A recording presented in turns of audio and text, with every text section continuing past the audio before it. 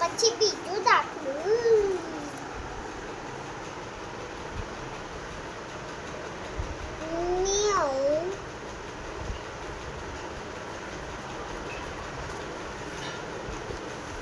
નવ્વાણું વત્તા નવ્વાણું. કેટલા છે? 18. પણ 8 પડ્યું. 9 ને 9 8 18.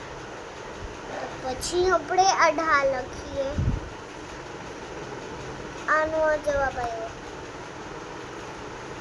પછી બીજું સરવાળો.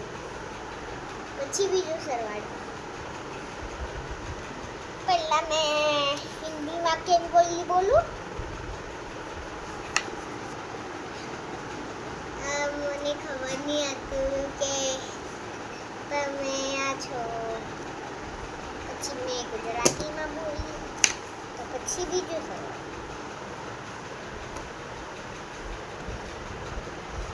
સરવાળો. 99 વત્તા 71. એક માનસી હતી, એ 99 રૂપિયા લીધી હતી. પછી મેં પીધું જ્યુસ, પછી અમુક પીધું, ઝૂલામાં બેસી. પછી કેટલા રૂપિયા વધશે?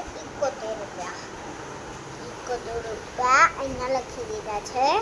પછી 9 માંથી 1 નીકળે તો આપણે આટલું. પછી આપણે એક કાઢવાના છે. પછી કેટલા બચ્યા? 8. તો અહીંયા 8 જવાબ આવશે. 9 ને 9 માંથી 7 નીકળે.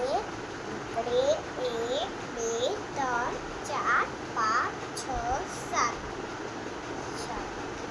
2 અહીંયા 2 18 જવાબ આવ્યો. તમને આવડે કે તમે મને કોમેન્ટ બોક્સમાં બતાવો. પછી બીજું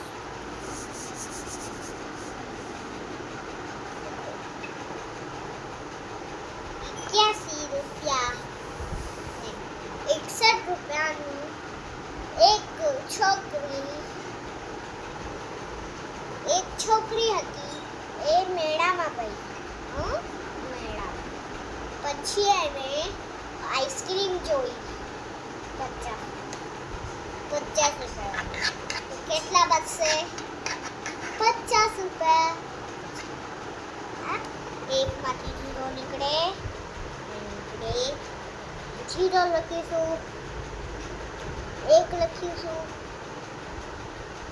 પછી 6 માંથી 5 નીકળે તો 1 બચશે. તો અહીંયા 1 લખશું. 11 જવાબ આવ્યા. સિમ્પલ છે. પછી તમને નહીં આવડે તો આ એક ખાલી બુક હશે ને, એનું આ પાનું લેવાનું. કોઈ પણ મોટું સરવાળો હશે તો આપણે લીટી કરવાની. 1 2 3 4 5 6 7 આવી લીટી કરવાની. પછી ઓછા હશે તો આપણે નીકળવાની. સરવાળા હશે તો આપણે ગણવાની. હા, સમજી ગયા? ચલો સરવાળા લખીએ. મેં પૂરું સમજાવું. જો 71 રૂપિયા હતા માનસી પાસે. માનસીને આટલું ઘૂમ્યું. પછી એને રમકડા મળ્યા. 2 રમકડા લીધા. પછી એને ઝૂલામાં રમી. પછી મૂર્તિ લીધી, કાર્ટૂન લીધા. પછી કેટલા બચશે? 50 રૂપિયા. તો અહીંયા 50 રૂપિયા લખી દીધા છે. ચલો આપણે સરવાળા કરીએ. પછી 1 માંથી નીકળે 1 લખવાનું. 7 માંથી 5 નીકળે.